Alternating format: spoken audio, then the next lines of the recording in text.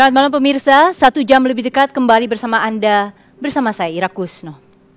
Dan 2 tokoh yang akan Anda segera saksikan di layar berhubungan dengan tamu kita malam ini.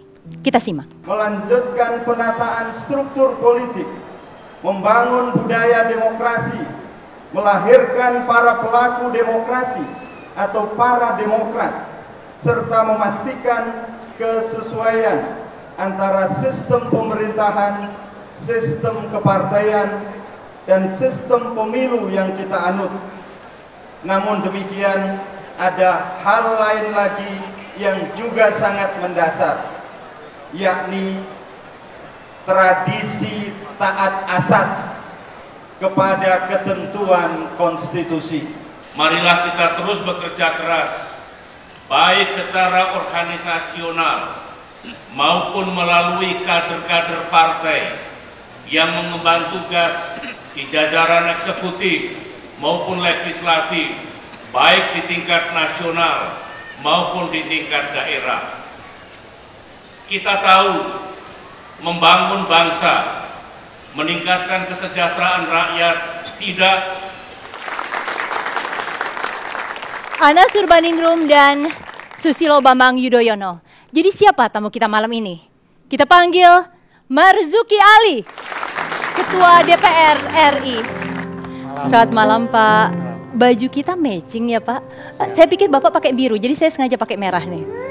Saya menyesuaikan di mana bumi dipijak, di sana langit dijunjung. Jadi kalau masuk TV One? TV One merah, saya ikut merah. Kalau TV lain warnanya lain lagi. Silakan Pak. Kita punya Anas Urbaningrum, punya Pak SBY. Jadi bagusan mana Pak pidatonya? Iya, sebetulnya saya menyampaikan itu dalam acara internal partai. Pak, dijawab dulu, bagusan yang mana Pak? Saya tidak bisa menjawab secara langsung. Karena konteks pertanyaan itu tidak tepat dengan apa yang saya jawab. Konkretnya, bukan dalam hal kita membandingkan. Anas kalau berpidato sangat runtut, baik. Saya sampaikan waktu itu, Anas ini kalau pidato ya nomor 1 di dunia. Bahkan Pak SBY juga bisa dikalahkan, bisa. Jadi artinya belum tentu kan. Pemirsa, kami sampaikan video yang barusan karena baru-baru ini dalam rangkaian ulang tahun Demokrat, Pak Marzuki Ali, Wakil Ketua Dewan Pembina Partai Demokrat mengatakan bahwa pidato Anas Urbaningrum number 1 dibandingkan SBY. Dan tadi penjelasannya sudah dijelaskan oleh Pak Marzuki. Bapak sadar nggak sih sering sekali memberikan pernyataan kontroversial? Memang dalam situasi sekarang ini, kalau kita ingin meluruskan satu masalah yang kadang-kala memang kita menabrak kebiasaan, itu membuat seolah-olah pernyataan itu kontroversial. Nah kalau yang pernyataan tadi sempat membuat Bapak dipanggil Pak SBY nggak? Oh tadi bukan pernyataan, itu kan kita guyonan di dalam acara donor darah. Jadi masa kita nggak boleh guyonan, kan aneh kan? Jadi jangan dipandang saya itu selalu sebagai ketua DPR, tapi sebagai manusia biasa yang sehari-hari kita perlu bergurau. Pak, kalau tadi konteksnya gurauan, yang baru-baru ini Bapak sampaikan berkaitan dengan Mentawai, kita bisa lihat di layar Pak. Saya kutip langsung Pak verbatim ya.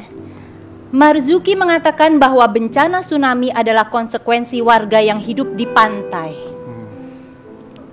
Di mana empatinya Pak? Jadi saya ingin klarifikasi, saya ingin meluruskan ya. Saya tidak mau anak bangsa ini kita kehilangan orang-orang kita karena musibah yang selalu berulang. Saya menyampaikan bahwa Pulau Mentawai itu seringkali terkena gempa dan dampaknya kepada tsunami. Saya bertanya waktu itu kepada media, saya tidak melihat bagaimana kondisi geologi daripada Pulau Mentawai, apakah ada tempat untuk menyelamatkan diri apabila musibah itu datang. Saya menyampaikan apabila tidak ada tempat untuk menyelamatkan diri, perlu dipikirkan. Perlu dipikirkan untuk kita relokasi. Karena apa? kita nggak mau kehilangan nyawa orang karena musibah yang sudah kita ketahui daerah itu adalah jalur gempa dan dampak tsunami yang setiap saat bisa datang. Bapak kok seakan-akan kesannya media yang menyudutkan Bapak, tapi Bapak sebenarnya ngomong dengan sesuatu yang betul begitu? Kalau diambil ujungnya, kalimatnya menjadi berbeda.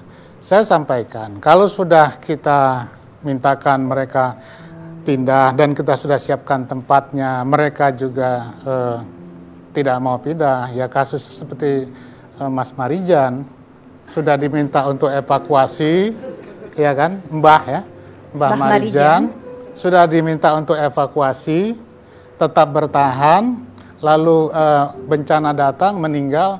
Ya itu kita sudah lakukan sesuatu yang baik. Pak Marzuki, apakah Bapak sadar bahwa dengan posisi Bapak tidak bisa mengeluarkan pernyataan-pernyataan yang kemudian mungkin ujung-ujungnya saja yang diambil oleh media? Orang mengatakan Bapak seringkali begitu karena Bapak politisi karbitan, sehingga etika politiknya yang kurang matang. Saya melakukan sesuatu dengan apa yang saya pikirkan itu baik. Bagaimana penilaian orang, ukuran karbitan itu bagaimana, saya tidak mengerti. 2003 itu Bapak baru masuk ke politik, sebelumnya Betul. Bapak profesional. Betul. Dan Bapak sekarang punya jabatan yang luar biasa. Saya memimpin partai 5 tahun sebagai sekretaris jenderal. Banyak masalah politik yang saya hadapi, dan saya selesaikan semuanya dengan baik, dan Demokrat menjadi pemenang pemilu. Tapi Bapak susah dicari bandingannya dengan orang lain yang sudah makan asam garam politik lebih banyak. Artinya orang bilang ini rookie, karena kedekatan dengan SBY, Bapak bisa mendapat jabatan seperti itu.